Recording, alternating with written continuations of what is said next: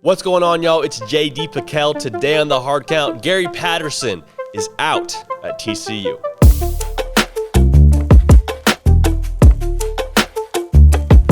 Welcome into CFB with JD, the place that has you covered year-round college football content. Everything you know and love about college football content, it exists on this channel. So we encourage you to subscribe because the channel has a video coming out nearly every single day, and that's credit to Jack McKenzie and Armstrong Sims who make that happen. Before we get to the topic at hand, People's Choice Game of the Week comes out tomorrow. I encourage you to vote on that. It's on my Twitter, at JD Piquel. Vote to make your voice heard so we can get out the content that you want to see and break down the game that you want to see broken down. Gary Patterson, in his 21st season at TCU, will no longer be the team's head coach. Jerry Kill will be the interim head coach for the remainder of the season. They offered Gary Patterson the opportunity to coach out the rest of the year. He said no. He said it's best for the team to go in another direction right now. It's best for them to have a new leader.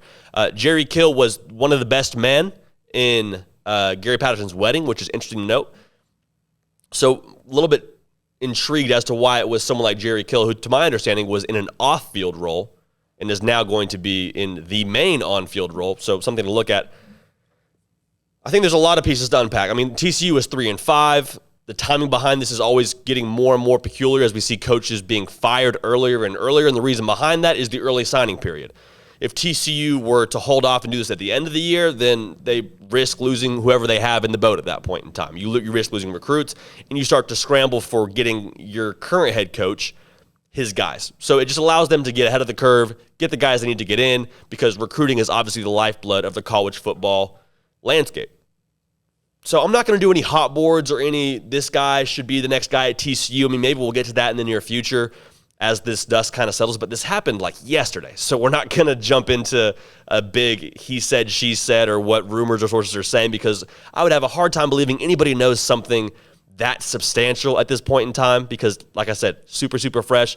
And Gary Patterson built the whole entire program that is TCU, and we'll get to that in just a little bit.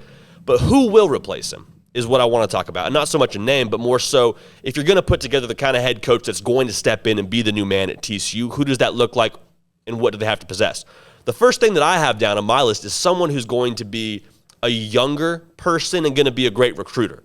Because, again, that's what drives college football now more than ever. With the early signing period, especially in the state of Texas where you have the competition that's all over the state, your rival Baylor's a team that's growing in terms of how competitive they are recruiting. So be able to recruit at a national level, especially on both coasts, but again, primarily in the state of Texas. But even more than that, be able to recruit to your system. Like we see guys all the time go after the 4 stars and 5 stars, and their program just isn't that good because they just recruit for their player as opposed to the fit for their program. A guy who has an understanding of his identity as a team, as a offense and defense, making sure they get the guys that they want rather than the guys that rivals and max preps and this, that, and the other recruiting site tells them they should get in. That's crucial. So, good recruiter, number one. Someone who will restore the TCU defense, if not themselves personally, someone who's going to be able to get a staff that's going to restore the TCU defense. Because the calling card for TCU when they were winning Rose Bowls and when they were competing for conference championships and when they were really relevant, their defense. And that's what always made them a different program in the Big 12. I'm not saying you got to be Gary Patterson. I'm not saying you have to be exactly that version of the Horned Frogs because there's going to be a new guy bringing his own flavor to this. But you got to have a defense that's going to be able to withstand what the Big 12 is going to deal. I know Oklahoma's leaving. I know Texas is leaving. Texas's offense isn't that consistent anyway. Another video for another time. But you're still going to have teams like Texas Tech that are going to want to air it out, like Baylor that are going to want to be multiple, like Iowa State. Like there's a lot of good offenses in the Big 12, so being able to have a defense that's going to set you apart and make you competitive year in and year out, that is crucial. That is paramount to TCU, to the TCU culture. Lastly, I think it's an outside hire. Strictly because of who the interim head coach is right now. If you were trying to groom your interim to be the man to take over, I don't think it would be Jerry Kill. And that's not a knock on Jerry Kill. I think that's just a chess move.